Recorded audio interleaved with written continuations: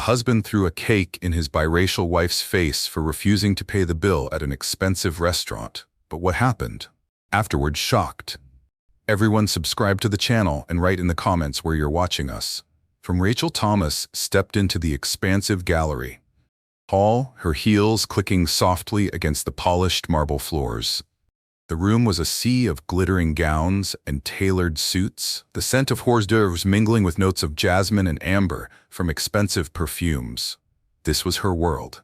High society events, charitable galas, and business mixers. She moved through the crowd with practiced ease, exchanging polite smiles and nods with acquaintances. Yet beneath her poised exterior, there was a familiar ache, the feeling of being seen only as a figurehead, an extension of her family's wealth and legacy, rather than for the person she truly was. Her father, Leonard Thomas, was a financial magnate who had built a vast empire from scratch, and her mother, Teresa, was an influential art collector. Rachel had inherited their sharp mind and keen eye for detail, but she had also inherited the burden of their name. Every success she achieved in her career as an investment strategist was dismissed by skeptics as nepotism, and every failure scrutinized as a potential embarrassment to her family. As she reached for a glass of champagne from a passing server, her attention was caught by a man standing across the room. He was tall, with sharp features and a confident air that seemed out of place in the sea of forced politeness. His gaze met hers, and he smiled, a genuine, crooked smile that made her pulse quicken. He didn't seem like the type to belong here, but that only intrigued her more. "Rachel Thomas," he said smoothly as he approached, offering his hand. His voice had a deep, warm tone that carried a hint of mischief. "You're a hard woman to miss in a crowd." She tilted her head, intrigued. "And you are?" "Mason. Mason Reed. Just a humble architect trying to blend in at a fancy gala," he replied with a wink. Rachel chuckled, feeling the tension of the evening ease slightly. His casual demeanor was refreshing, a stark contrast to the stiff formalities she was used to. They spent the rest of the evening talking, finding common ground in their shared love of modern art and cityscapes. Mason spoke passionately about his work, designing community spaces and revitalizing urban neighborhoods, and Rachel found herself captivated by his vision. Over the next few weeks, Mason became a fixture in her life. He wasn't intimidated by her success or her family's wealth. At least that's how it seemed. He made her laugh, listened to her frustrations about work, and treated her like a person, not a brand. It wasn't long before Rachel found herself falling for him, despite the cautious warnings from her friends and family. Her best friend Melissa had been the most vocal wretch. "He's charming, sure, but something feels off. He seems too eager, like he's trying to prove something." Rachel dismissed her concerns. "Not everyone is out to get me, Mel.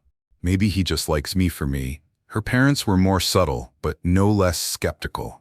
During a dinner at their estate, her father had asked Mason pointed questions about his career and background, his tone polite but probing. Mason answered with ease, but Rachel noticed the tightness in his jaw. "Afterward, I'm not here to impress your dad," he said later, brushing it off with a laugh. "I'm here for you." Despite the doubts whispered in her ear, Rachel was smitten. Mason proposed less than a year after they met, and she accepted without hesitation. The wedding was a grand affair held in the sprawling gardens of her family's estate. Rachel spared no expense, ensuring every detail was perfect. Mason, on the other hand, seemed more focused on the guest list, insisting on inviting influential figures he claimed could help him expand his business. On the surface, everything seemed idyllic, but there were cracks in the foundation that Rachel chose to ignore. During the wedding planning, Mason had clashed with her over everything from the choice of menu to the seating arrangements, accusing her of being controlling whenever she disagreed with his suggestions. It was her mother who first voiced what Rachel had been trying to suppress. "Rach, darling," Teresa said as they stood in the bridal suite on the morning of the wedding. "Are you sure about this? You don't have to go through with it if you're having second thoughts." Rachel shook her head, brushing off her mother's concern. "Mom, it's just nerves. Mason is a good man. He loves me." Her mother sighed but said nothing more, her expression unreadable. The ceremony was beautiful, and for a brief moment, Rachel allowed herself to believe in the fairy tale. As she stood next to Mason, exchanging vows under a canopy of roses, she pushed aside the nagging doubts. This was her chance at happiness, a partnership built on love and mutual respect, or so she thought. As the reception wound down and guests began to depart, Rachel noticed Mason talking animatedly with a group of men she didn't recognize. She overheard snippets of their conversation, enough to realize he was networking, using the wedding as an opportunity to pitch his projects. Her chest tightened with unease, but she told herself it didn't matter. It was his way of contributing, of proving he belonged in her world. That night, as they left for their honeymoon, Mason held her hand tightly, whispering promises of a future filled with love and adventure. Rachel wanted to believe him. She wanted to believe she had made the right choice.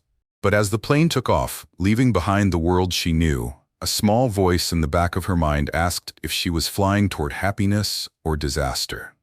Rachel silenced the voice, determined to make her marriage work. After all, she thought, love was about compromise. Little did she know just how much she would be asked to compromise, and how much it would cost her. The honeymoon began in Paris, a city that had always held a special place in Rachel's heart. Walking hand in hand along the Seine, exploring the hidden corners of Le Marais, and indulging in decadent French cuisine, it all felt like a dream. Mason was attentive, affectionate, and endlessly charming. He made her laugh with his attempts to speak French and listened intently as she shared childhood memories of visiting the city with her parents. For a brief moment, Rachel believed the fairy tale. She convinced herself that her doubts were nothing more than pre-wedding jitters, amplified by the opinions of those around her. Mason loved her, and she was determined to make their marriage work, but the cracks began to show even before their bags were unpacked. On their second night in Paris, Rachel chose a sleek black dress and a pair of heels her mother had gifted her. She felt elegant, confident. When Mason saw her, his lips curved into a smile, but his words carried a subtle sting. "You look stunning," he said, his eyes scanning her up and down. "But don't you think that dress is a little much? It might draw the wrong kind of attention." Rachel frowned, caught off guard. "What do you mean?" He shrugged, his tone light. "Nothing, babe. You look amazing. I just don't want people to think you're trying too hard." It was a small comment, seemingly insignificant, but it stayed with her throughout the evening. She found herself second-guessing her outfit, wondering if she had indeed overdone it. Mason, meanwhile, seemed completely at ease, joking with the waitstaff and ordering for her without asking what she wanted. By the end of the honeymoon, Rachel began noticing a pattern. Mason would make casual remarks about her choices, her clothes, her makeup, even the way she spoke to strangers. "You're too nice," he said one afternoon when she struck up a conversation with a shopkeeper. "Not everyone deserves your time." At first, she brushed it off as his way of protecting her. But the frequency of his comments grew. They weren't overtly cruel, but they carried an undercurrent of criticism that made her feel as though she were constantly falling short. When they returned home, real life crept in. Rachel threw herself back into her work, excited to dive into a new project that had the potential to reshape her firm's approach to sustainable investing. She shared her ideas with Mason over dinner, expecting him to be proud of her ambition. Instead, he dismissed her enthusiasm with a flippant comment. "Sounds complicated," he said, barely looking up from his phone. "Don't you ever get tired of all that stress? I mean, you don't have to work. You know we're doing fine." The word stung. Rachel loved her career. It was a part of who she was. She tried to explain this to Mason, but he waved her off, changing the subject to something trivial. Later that evening, the tension from their conversation lingered. Rachel retreated to the bathroom, clutching her temple as a familiar throb pulsed behind her right eye. The migraine came on quickly, sharp and unforgiving, a pattern that had started months ago, usually triggered by emotional strain. She had chalked it up to overwork or skipped meals, but deep down she wondered if it was something more. She swallowed a pain reliever and sat on the edge of the tub, waiting for the wave of nausea to pass. Mason didn't notice she was missing. Or if he did, he didn't ask. It was the first time she felt a gulf between them, a distance she couldn't quite bridge. Over the next few months, Mason's true nature began to reveal itself. He started taking control of their finances, insisting that it was his responsibility as the husband. At first, Rachel didn't mind. She trusted him. But she began to notice small things: unauthorized withdrawals from their joint account, expensive purchases he hadn't mentioned. When she confronted him about it, he laughed. "Relax, Rach. I'm just making some investments. You'll thank me when they pay off." She wanted to believe him, but unease settled in her stomach. The purchases didn't stop, and his explanations became vaguer. "It's business," he said whenever she pressed for details. "You wouldn't understand." Mason also began to distance her from her family and friends. He made excuses to skip dinners with her parents, claiming he felt unwelcome. "They've never liked me," he said, planting seeds of doubt in her mind. "They think I'm not good enough for you." Rachel defended him at first, but deep down she knew her parents' reservations weren't baseless. Her father had always been polite but wary, and her mother's eyes would tighten whenever Mason spoke about money. Still, Rachel found herself drifting further from them, unwilling to face the discomfort their interactions brought. Her friendship suffered as well. Melissa, her best friend, was the first to notice. "You've been distant lately," Melissa said one afternoon over coffee. "Is everything okay with Mason?" Rachel hesitated, then forced a smile. "Everything's fine. He's just been busy with work, and so have I." Melissa didn't look convinced. "Rach, you know I'm here if you need to talk about anything." Rachel nodded, but she didn't take Melissa up on her offer. She told herself she didn't want to burden her friend, but the truth was more complicated. She didn't want to admit that things weren't as perfect as they seemed at home. Mason's behavior grew more controlling. He began criticizing the way she dressed, the people she spent time with, and even the way she spoke in meetings. "You're too direct," he said after she recounted a tense client negotiation. "People don't like that. It makes you seem aggressive." The word hit her like a slap. Aggressive. It was a label she had fought against her entire life, a stereotype often used to diminish successful biracial women. She tried to brush it off, but it stayed with her, gnawing at her confidence. As the weeks turned into months, Rachel began to feel like a stranger in her own life. She still excelled at work, but her victories felt hollow. At home, she walked on eggshells, afraid of saying or doing something that would trigger Mason's criticism. Her once vibrant social life had dwindled to occasional text exchanges and rare meetups, always cut short by Mason's disapproval. The turning point came on a quiet Sunday morning. Rachel was sorting through their mail when she found a statement from an account she didn't recognize. The balance was alarmingly low, and the withdrawals were frequent. Mason had been funneling money from their joint account into this one without her knowledge. Her heart raced as she confronted him, holding the statement in her trembling hands. Mason didn't deny it. Instead, he turned the blame on her. "I'm doing this for us," he said, his voice rising. "You're too naive to understand how the real world works. I'm protecting our future." Rachel felt something inside her snap. For too long, she had let him dictate the terms of their relationship, chipping away at her autonomy and confidence. She realized in that moment that the man she had fallen in love with no longer existed, if he had ever existed at all. But leaving wouldn't be easy. Mason had entangled himself in every aspect of her life, and she knew he wouldn't let go without a fight. Still, a seed of resolve had been planted. She didn't know how or when, but she knew one thing for certain. She couldn't live like this anymore. Rachel sat at her desk, her eyes scanning the financial reports in front of her, but the numbers blurred into meaningless patterns. Her mind was elsewhere, on Mason, on their last argument, on the growing weight of unease that had settled over her life. She had always prided herself on her ability to focus, to compartmentalize personal and professional issues. But lately, the walls she had built around her mind were crumbling. At home, Mason's behavior had become increasingly oppressive. What had once been small, dismissive comments had grown into blatant criticisms. He no longer pretended to be interested in her career, dismissing her successes as luck or a result of her family connections. Every conversation seemed to circle back to his dissatisfaction with her priorities. "You're married now," he had said just last night, his voice sharp. "Your focus should be on us, not your job." Rachel had tried to explain that her work was a part of her identity, something that gave her purpose. But Mason waved her off as if her words were irrelevant. It was becoming a pattern. Her thoughts, her feelings, her needs. They no longer seemed to matter. One evening, as they sat down for dinner, Mason brought up the subject of their finances. He had always insisted on handling the household budget, claiming it was his duty as the husband to manage their money. Rachel had initially agreed, seeing no harm in it. She was busy with her career and trusted Mason to act in their mutual best interest. But over time, she began to notice discrepancies. Mason started making large purchases without consulting her. A new watch, expensive tailored suits, even a luxury car she hadn't known about until it appeared in their driveway. When she questioned him, he brushed her off with vague explanations.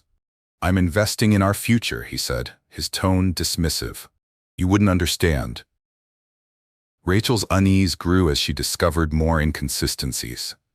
Bank statements showed significant withdrawals she couldn't account for, and her personal savings seemed to be dwindling.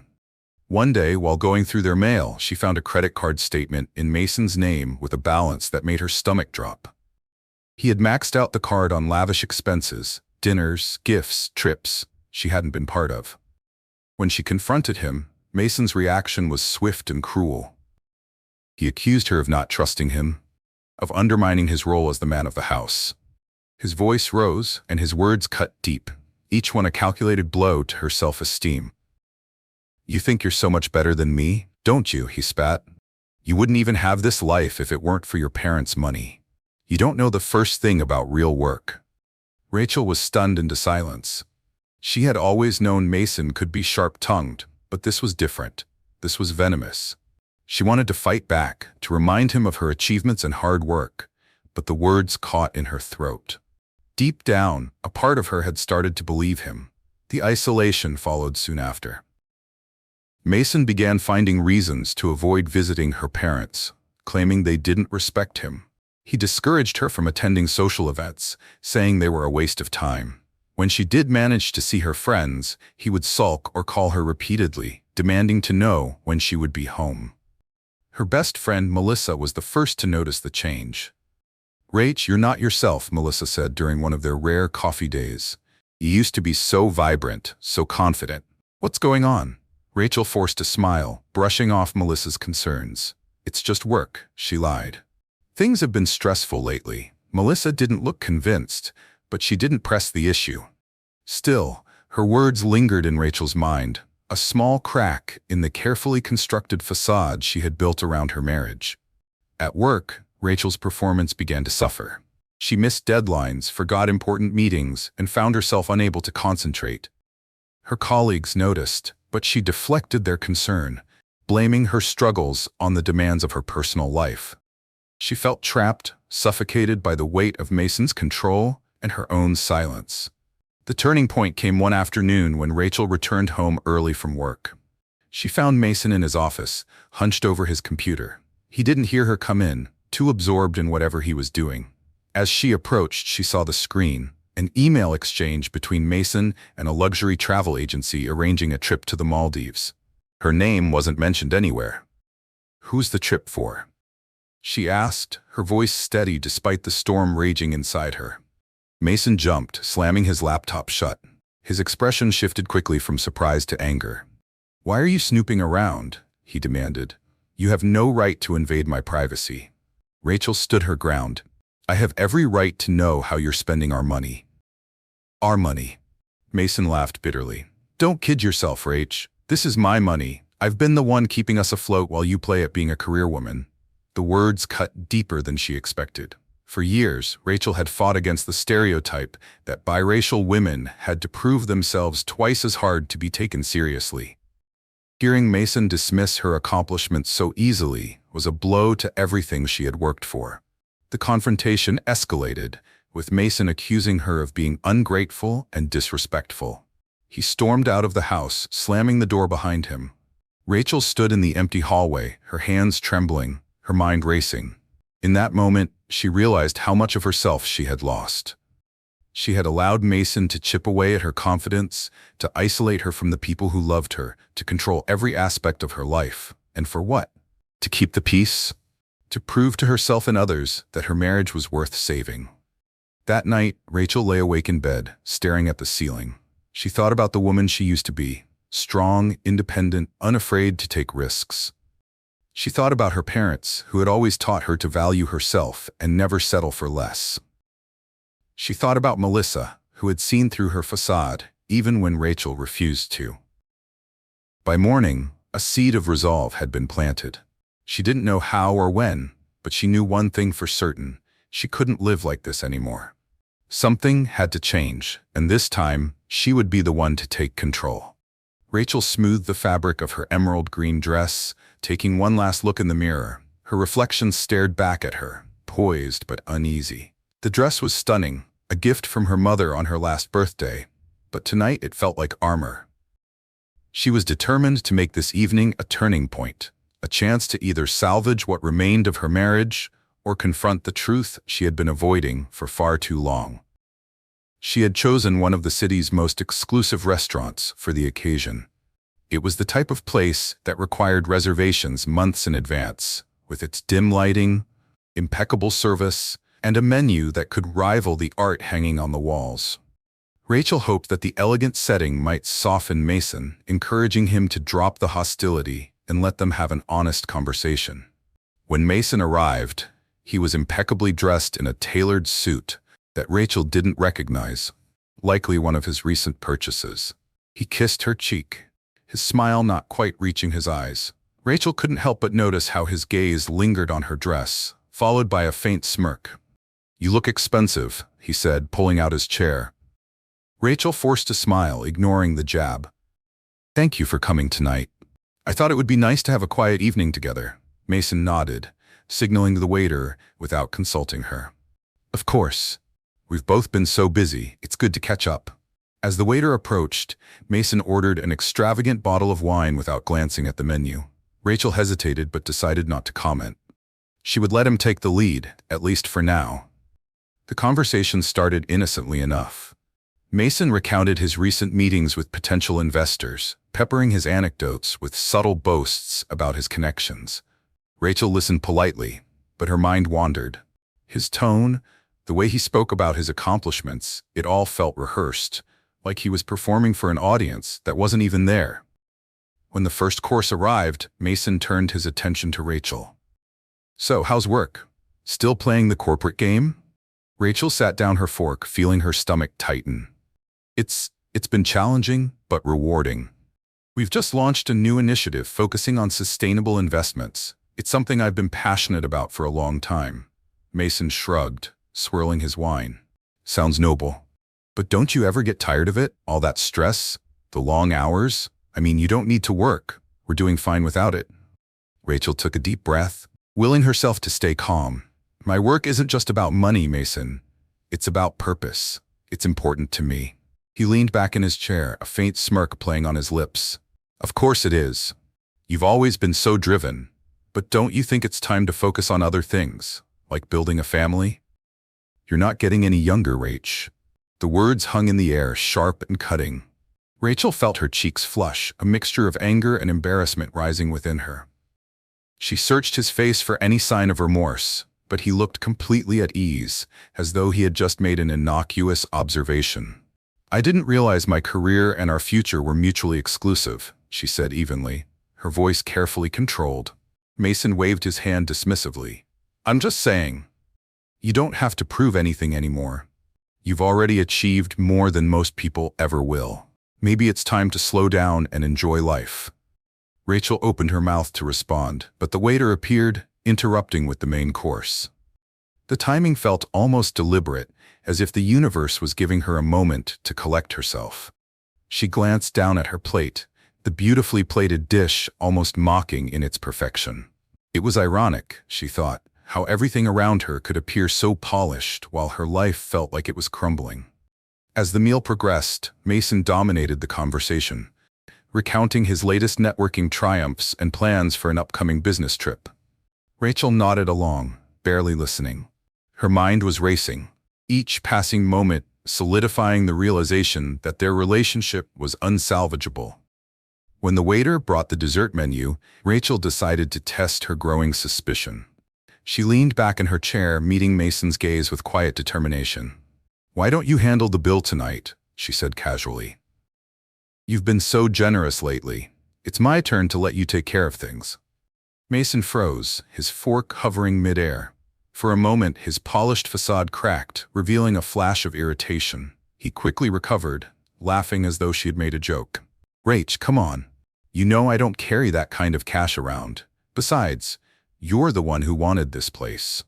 Rachel tilted her head, her voice steady. "I thought it would be nice to treat you for once. Or do you mean to say you can't?" The words hung in the air, heavier than anything that had been said all evening. Mason's jaw tightened and his eyes narrowed. "What are you trying to prove?"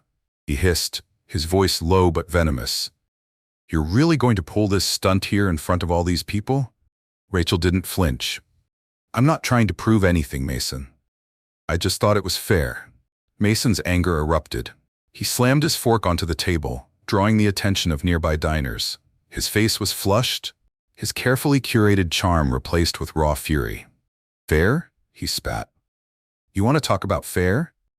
Everything I've done for you, for this marriage, and this is how you repay me?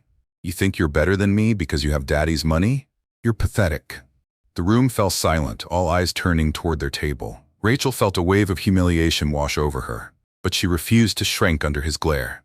She held her head high, her voice calm but firm. "This isn't about money, Mason. It's about respect. And it's clear I'm not going to find that here." Mason's face contorted with rage. Without warning, he grabbed the dessert plate in front of him, a beautifully crafted chocolate tart, and hurled it at her. The plate shattered, the dessert splattering across her dress and face. Gasps echoed around the room as diners recoiled in shock. Rachel sat frozen for a moment, the remnants of the tart sliding down her cheek. Then slowly she stood. The humiliation she had felt moments ago was gone, replaced by a calm determination. She reached for her napkin, wiping her face with deliberate precision. "This is over," she said quietly, her voice carrying through the stunned silence. She turned and walked out of the restaurant, leaving Mason and the shattered remains of their relationship behind. As she stepped into the cool night air, a sense of clarity washed over her. For the first time in years, she felt truly free. It was time to take back control of her life, and she knew exactly where to start. Rachel's heels echoed against the marble lobby floor of her parents' home, the sound a sharp contrast to the deafening silence in her mind.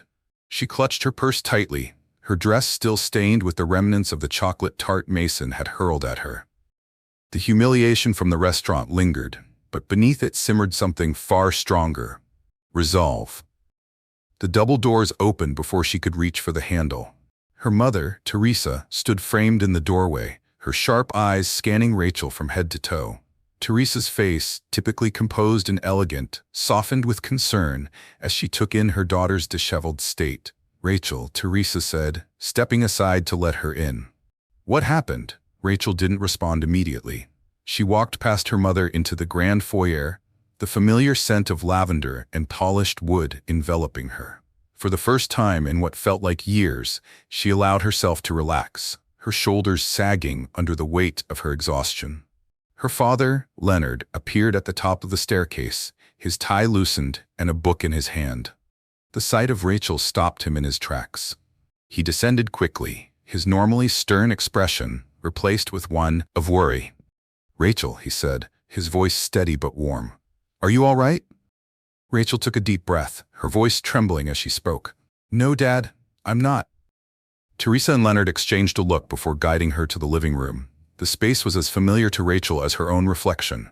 Plush armchairs, the soft glow of the fireplace, and framed photographs chronicling their family's milestones. It was a room of comfort, of safety, a stark contrast to the chaos she had left behind. As Rachel recounted the events of the evening, her parents listened in silence. She spared no detail, from Mason's growing hostility to the final explosive scene at the restaurant. By the time she finished, her hands were trembling, and tears pricked at the corners of her eyes. "I don't know how I let it get this bad," she said, her voice barely above a whisper. "I kept telling myself things would get better, that I just needed to try harder, but I can't anymore. I'm done." Teresa reached across the table, placing a steady hand over Rachel's. "You don't need to do this alone, Rach. We're here for you, whatever you need." Leonard nodded, his jaw tight with anger. You've put up with more than anyone should. It's time to take back control of your life. Their words, simple but sincere, felt like a lifeline. For so long, Rachel had believed she had to face her struggles alone, that admitting she needed help was a sign of failure. But here, in the warmth of her family's home, she realized how wrong she had been. The next morning, Rachel woke to the sound of birds outside her childhood bedroom window. The room was exactly as she had left it years ago, down to the neatly organized bookshelves and framed photos of her college graduation. She sat up slowly, the events of the previous night flooding back with painful clarity. But alongside the pain was a newfound sense of purpose. For too long, she had allowed Mason to dictate her life, to undermine her confidence and isolate her from the people who loved her. That ended now. Rachel, dressed in a simple blouse and slacks she found in her old closet, made her way downstairs. Her parents were waiting for her in the kitchen, the scent of freshly brewed coffee filling the air. They greeted her with smiles, their warmth bolstering her resolve. Over breakfast, Leonard laid out a plan. "I'll connect you with our attorney," he said, his tone decisive. "She's handled cases like this before. We'll make sure Mason doesn't get away with anything." Rachel nodded, grateful for his support. "I also need to get back to work," she said. "I've been distracted for too long, and it's time I refocus." Teresa placed a hand on her shoulder. "Take it one step at a time, Rach. You don't have to rebuild everything overnight." The rest of the day was a blur of phone calls and paperwork. Rachel reached out to a divorce attorney recommended by her father, a sharp, no-nonsense woman named Monica Grant. They arranged to meet the following morning to discuss the details of her case. That evening, as Rachel sat with her parents in the living room, a wave of guilt washed over her. She thought about the years she had distanced herself from them, choosing to prioritize a man who had done nothing but tear her down. "I'm sorry," she said suddenly, her voice breaking, "for shutting you out, for not listening when you tried to warn me." Teresa moved to sit beside her, wrapping an arm around her shoulders. "You don't need to apologize, Rach. You did what you thought was right at the time. What matters is that you're here now." Leonard nodded from his armchair. "You've always been strong, Rach, stronger than you realize, and now you're taking that strength back." Their words bolstered her, filling her with a sense of determination she hadn't felt in years. For the first time in what felt like forever, Rachel allowed herself to hope for a better future, one where she was in control of her own life. The following morning, Rachel arrived at Monica Grant's office, a sleek, modern space in the heart of the city. Monica greeted her with a firm handshake and a reassuring smile. "Let's get started," Monica said, motioning for Rachel to sit. "Tell me everything." As Rachel recounted her marriage to Mason, Monica listened intently, taking detailed notes. When she finished, Monica leaned back in her chair, her expression thoughtful. "You have a strong case," Monica said. "We'll gather evidence of financial exploitation, emotional abuse, and any other misconduct. Mason might try to fight back, but I assure you, we'll be prepared."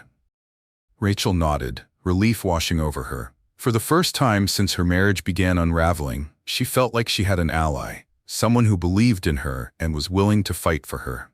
Over the next few days, Rachel began taking small but significant steps to reclaim her life. She reconnected with Melissa, who welcomed her back with open arms, and began reaching out to colleagues she had distanced herself from. At work, she threw herself into her projects, rediscovering the passion that had once driven her. But the road ahead wouldn't be easy. Mason wouldn't let go without a fight, and Rachel knew the coming weeks would be filled with challenges. Yet, as she stood in her parents' foyer one evening, watching the city lights twinkle in the distance, she felt a sense of clarity she hadn't experienced in years. She wasn't just surviving anymore, she was taking control, step by step, piece by piece. And for the first time in a long time, Rachel felt truly alive. Rachel sat at her desk in her office, her fingers drumming on the polished wood surface. The sunlight streaming through the large windows did little to ease the tension knotting her shoulders. The past few weeks had been a whirlwind of legal meetings, reconnecting with old friends and reestablishing her presence at work. Despite the progress she had made, the specter of her marriage still loomed over her. She knew that Mason would eventually come for her, and when he did, She had to be ready. Her phone buzzed, jolting her from her thoughts. The caller ID made her stomach tighten. Mason. She stared at the screen for a moment, debating whether to answer. Finally, with a deep breath, she swiped to accept the call. Rachel? Mason's voice was sharp, his usual veneer of charm gone. We needed to talk. There's nothing left to discuss, she replied evenly, though her pulse quickened. Oh, I think there is, he snapped. You think you can just walk away from this marriage and take everything with you? You're out of your mind. Rachel's grip on the phone tightened. I'm not taking anything that doesn't belong to me, Mason. You've exploited me for years, and it's over. If you have something to say, you can go through my attorney. I'm not letting some lawyer dictate my life, he growled. Meet me tonight. You owe me that much. Rachel hesitated. Every instinct told her to refuse, but a part of her wanted to face him, to confront him head-on. Fine, she said finally, but we'll meet in public. They agreed on a neutral location, a cafe near the city center. Rachel arrived early, choosing a table near the window where she could see the street outside. Her heart pounded as she waited, but she steadied herself, reminding herself of how far she'd come. When Mason arrived, he looked every bit the polished professional, but his eyes betrayed his anger. He sat across from her, folding his hands on the table as if trying to compose himself. This isn't how it's supposed to be, he said, his tone deceptively calm. We're supposed to be a team. A team? Rachel echoed, incredulous. You've spent our entire marriage tearing me down, isolating me, and stealing from me. That's not a team, Mason, that's control. His jaw tightened. I did what I had to do to keep us afloat. You've had everything handed to you on a silver platter, Rachel. I had to work for everything I have, and you think that justifies everything you've done? She shot back. You used me, Mason, my money, my connections, my reputation, and you still weren't satisfied. Mason's composure cracked, his voice rising. You're delusional. I built this life for us while you were busy playing at being some corporate savior. You're nothing without me. Rachel's hands trembled under the table, but she refused to let him see her fear. She met his gaze, her voice steady. You're wrong, Mason. I was someone before you, and I'll continue to be someone long after you're gone. You don't define me. Mason's face darkened, and for a moment she thought he might lash out. Instead, he leaned back in his chair, a bitter smile curling his lips. You'll regret this, Rachel. You think you're untouchable, but you're not. I'll ruin you. Do your worst, she said, standing. I'm done being afraid of you. Without waiting for a response, Rachel turned and walked out of the cafe, her heart racing. She knew Mason wouldn't back down easily, but for the first time, she felt ready to face whatever came next. That evening, Rachel sat in Monica Grant's office, recounting the confrontation. Monica listened carefully, her sharp eyes narrowing as Rachel described Mason's threats. We need to document this, Monica said, jotting notes in her leather-bound planner. Every conversation, every incident. If he tries anything, we'll be ready. Rachel nodded, grateful for Monica's unwavering support. Over the past few weeks, the attorney had become a lifeline, guiding her through the legal maze with precision and empathy. Do you think he'll follow through on his threats? Rachel asked, her voice quieter than she intended. Monica looked up, her expression serious. Men like Mason don't handle losing control well. He'll try to intimidate you, maybe even manipulate the narrative to paint himself as the victim. But we have the truth on our side, and we'll use it. Rachel left the office feeling a renewed sense of determination. She wasn't the same woman who had endured years of Mason's abuse. She was stronger now, more resolute, and she wasn't going to let him dictate her life any longer. The next few days were tense. Mason began a smear campaign, spreading rumors about Rachel to mutual acquaintances. He claimed she had abandoned him, that she was selfish and ungrateful. Rachel heard the whispers, saw the raised eyebrows when she walked into meetings or events. It stung, but she refused to let it shake her. Instead, she focused on her work and the people who truly mattered. Melissa became a constant presence in her life, offering unwavering support. Her parents stood by her, their home a refuge when the stress became overwhelming. One afternoon, Rachel received an email from Monica. Attached was a file containing evidence of Mason's financial misconduct, documents showing how he had funneled money from their accounts to fund his own ventures. Monica had also uncovered correspondence that revealed his manipulation of mutual friends and colleagues. Rachel stared at the file, a mixture of anger and relief washing over her. This was the proof she needed, not just for the divorce proceedings, but for herself. It validated everything she had endured, every moment she had doubted her own perception of reality. As the legal case against Mason began to take shape, Rachel felt a shift within her. She was no longer a victim, no longer the woman who had silently endured years of emotional abuse. She was reclaiming her narrative, her power, her life. The final confrontation with Mason loomed on the horizon, but Rachel knew she was ready. She had her family, her friends, her legal team, and most importantly, she had herself. For the first time in years, she felt like the woman she had always been meant to be, strong, confident, and unafraid. The courthouse was an imposing building of stone and glass, its towering facade a symbol of justice and finality. Rachel stood at the entrance, her heart pounding in her chest. She had spent the past few weeks preparing for this moment, gathering evidence, recounting years of manipulation, and bracing herself for the inevitable battle. Today marked the start of the final phase, the divorce hearing. Her parents flanked her, their presence a steadying force. Teresa reached for her hand, giving it a reassuring squeeze. "You've got this, Rach. Stay strong." Leonard nodded, his stern expression softening as he met his daughter's eyes. "This is the end of the road for him. You've already won by taking back your life." Rachel nodded, drawing strength from their words. She took a deep breath and walked through the heavy doors, her heels clicking against the polished floors. Monica Grant was waiting for her inside, a beacon of calm amidst the storm. "Rachel," Monica greeted her, tone professional yet warm. "Are you ready?" "Yes," Rachel replied, her voice steady despite the butterflies in her stomach. "I'm ready." As they entered the courtroom, Rachel spotted Mason sitting at the defendant's table.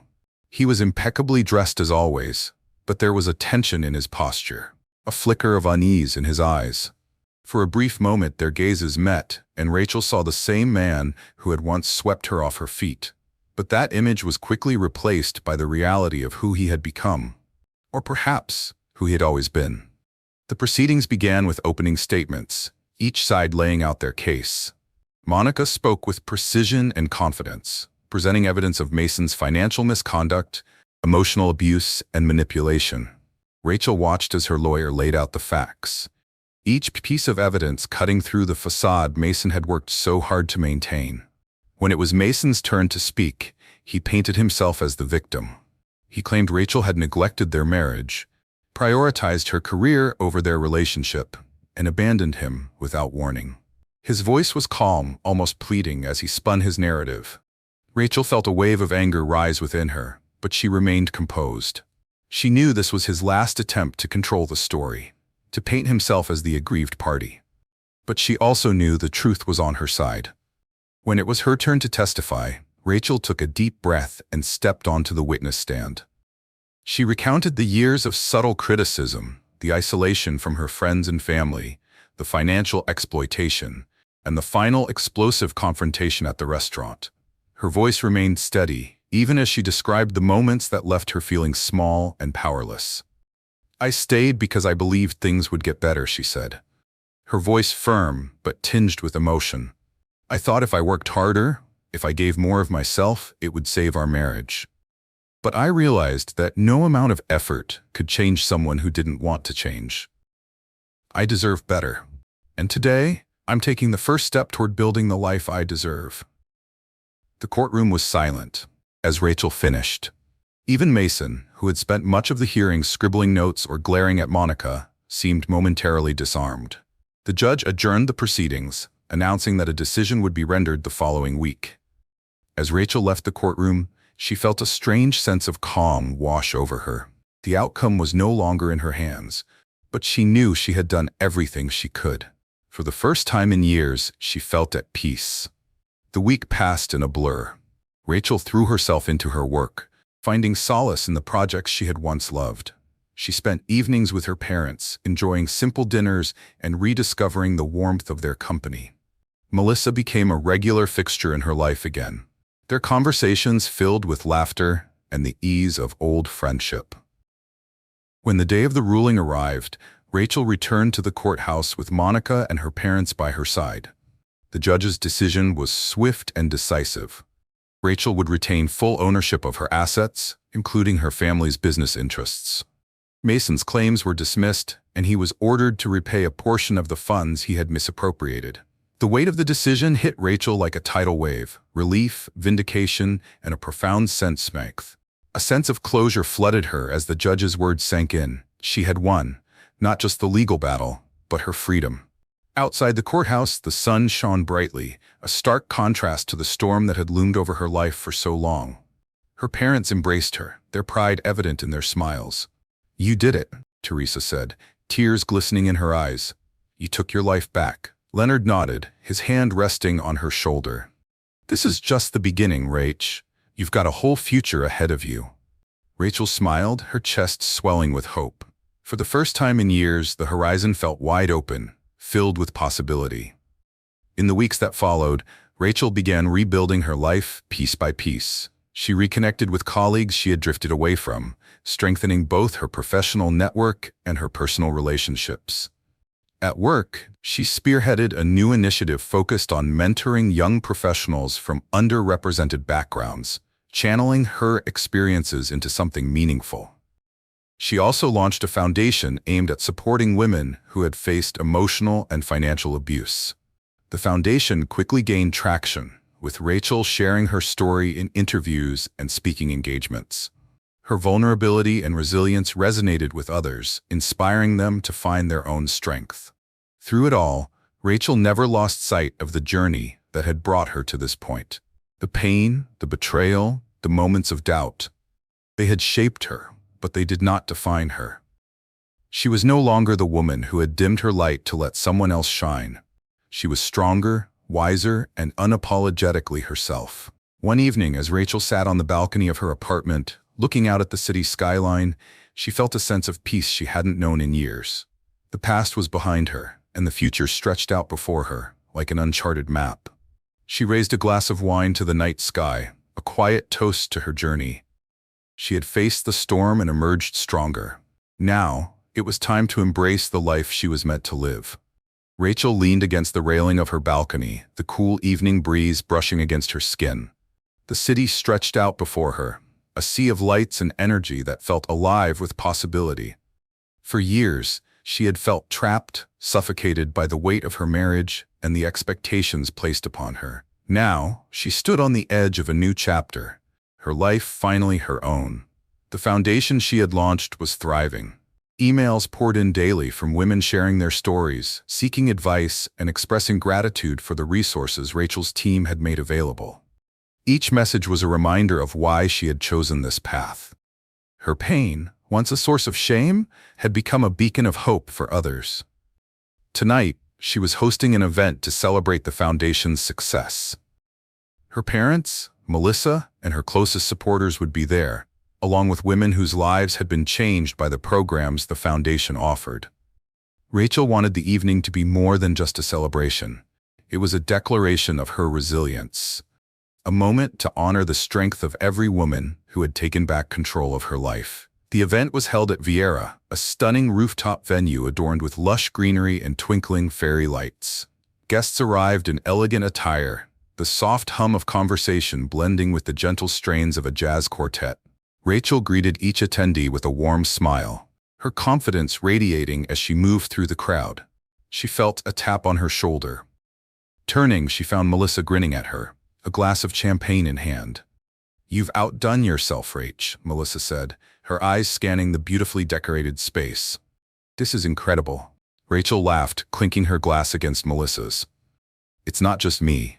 Everyone here played a part. This foundation wouldn't exist without the support of people like you." Melissa's expression softened. "You know, it's amazing to see you like this, strong, happy, free. I've missed this version of you." Rachel smiled, the words sinking in. For so long she had felt like a shadow of herself, but now she was rediscovering the woman she had always been. "I've missed her too," she admitted. The evening unfolded seamlessly. Guests mingled, sharing stories and making connections.